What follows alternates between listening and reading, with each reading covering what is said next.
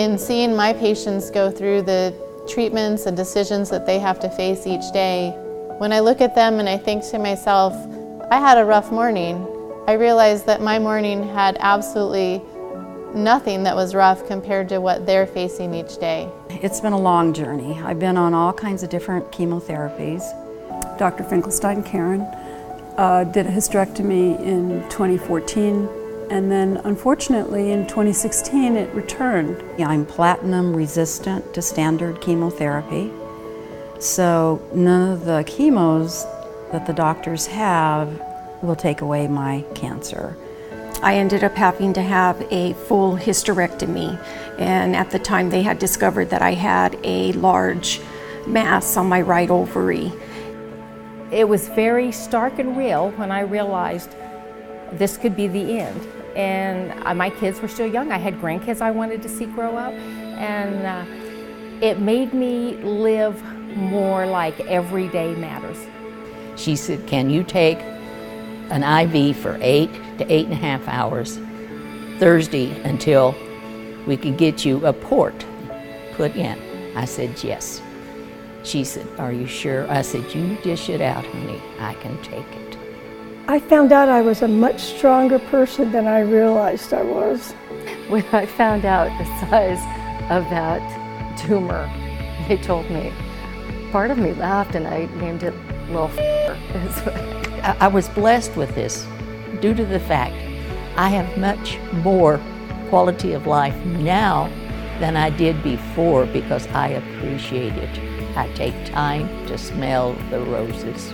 I'm not a workaholic anymore, so I think my children are very grateful for that one, as well as my husband.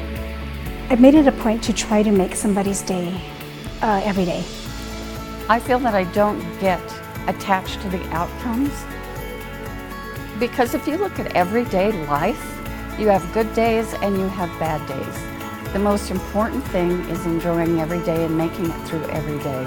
I was hesitant about being public about this, about being public with my cancer. And a colleague of mine, a friend of mine, Leslie Mouton, was the first anchor I know. She lives in San Antonio and her husband's in the military. And she went on air. She's the first television person I know who did this. Les went on air completely bald. And I reached out to her and she said, it's scary, it is scary. But she's like, do it because you help people. And she said, you know, it's been 18 years and people are still coming up to her and telling her that she helped them, and I feel like I want to do that too. And I'm excited actually I'm not excited to show my head, but it's like if I can do it with people, we're going to have the same hair.